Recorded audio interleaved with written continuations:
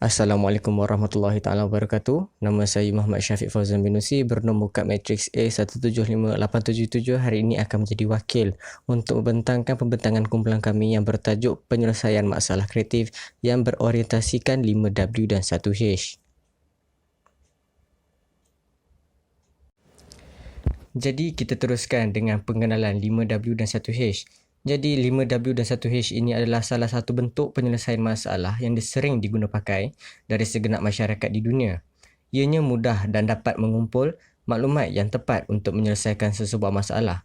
Ianya berusul dari kata why, what, who, when, where dan how. Terdapat beberapa fungsi 5W dan 1H, antaranya ialah menjadi senarai semak ataupun checklist.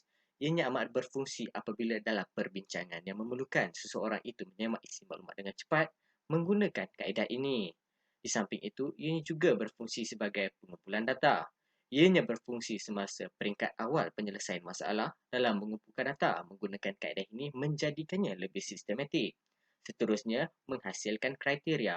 Melalui kaedah ini juga senarai semak amat membantu dalam menghasilkan kriteria untuk menilai pilihan. Dan akhir sekali, menyemak perancangan. Kaedah ini adalah alat yang berguna dalam merancang strategi pelaksanaan sesuatu.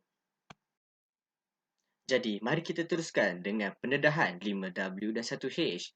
W yang pertama ialah when ataupun bila. Secara umumnya, when bermaksud pertanyaan mengenai masa bilakah sesuatu perkara itu berlaku. Manakala dalam konteks menyelesaikan masalah pula, when merupakan definisi sejak bilakah masalah itu berlaku ataupun definisi durasi masa berlakunya masalah itu. Juga tak lupa dikaitkan dengan durasi masa bilakah data untuk menganalisis masalah itu diambil. Contohnya, pada petang semalam, pakar penapis air telah memperbaiki penapis air yang rosak selepas penghuni Kolej Syahim Kajai membuat aduan mengenai kerosakan penapis air itu yang berlaku pada pagi hari tersebut. W yang kedua ialah where ataupun di mana. Secara umumnya, pertanyaan where ini adalah mengenai lokasi di mana sesuatu perkara itu berlaku. Manakala dalam konteks menyelesaikan masalah pula, where digunakan bagi mendapatkan lokasi di mana masalah itu berlaku dan didefinisikan juga dengan kawasan, section dan sebagainya. Contohnya, kebanyakan masalah pembuangan sampah di kawasan terlarang itu berlaku di sekitar perumahan Taman Tasik Jaya. W yang ketiga ialah who ataupun secara umumnya siapa. Siapa ialah pertanyaan tentang orang atau kenalan. Dalam konteks menyelesaikan masalah pula, who adalah untuk mendapatkan maklumat siapa yang terlibat, siapa yang menderita akibat masalah yang berlaku, siapa yang mampu menyelesaikan masalah tersebut. Jadi contohnya, golongan B40 antara yang terkesan dengan peningkatan harga bil elektrik. W yang seterusnya ialah what ataupun apa. Secara umumnya, what ialah pertanyaan untuk sesuatu dalam konteks menyelesaikan masalah. What ataupun apa. Kita hendak mengetahui apa sebenarnya masalah yang berlaku ataupun lebih dikenali sebagai huraian yang lebih spesifik tentang masalah ataupun perkara yang berlaku. Contohnya, pintu sepadan yang tidak ditutup rapi membuatkan banyak kes penyeludupan.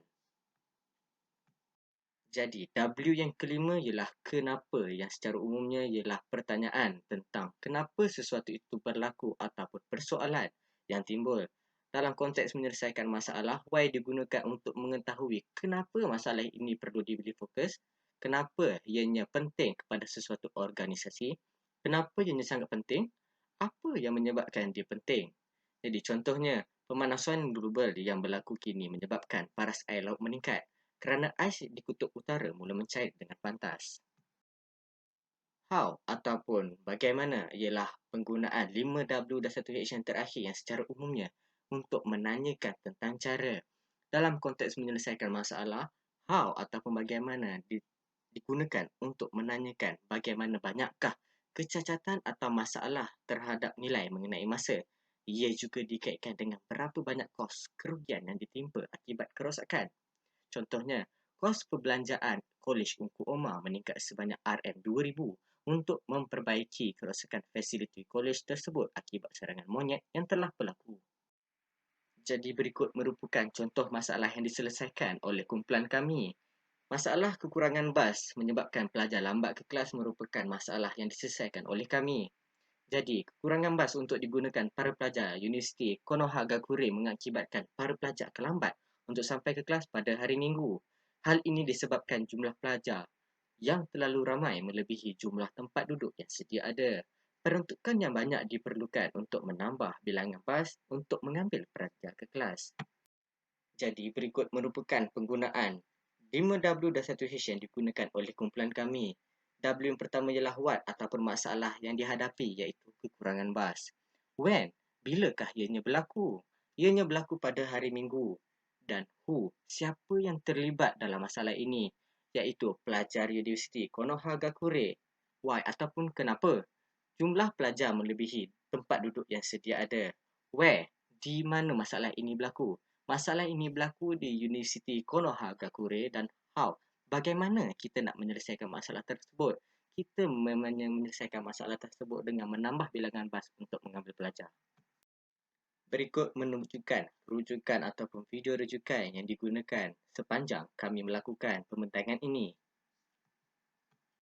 Jadi, apa yang kumpulan kami dapat rumuskan sepanjang pelaksanaan pembentangan ini? Jadi, penggunaan kaedah 5W dan 1H adalah lebih mudah berbanding dengan kaedah penyelesaian masalah yang lain. Penggunaan kaedah ini membuatkan pengguna dapat menyelesaikan masalah dengan lebih teratur dan juga lebih mudah. Hal ini kerana dengan menggunakan kaedah ini, masalah tersebut dapat dipecahkan atau diklasifikasikan mengikut 5W dan 1H. Oleh yang demikian, kaedah ini dapat menyelesaikan masalah yang dihadapi dengan lebih efisien.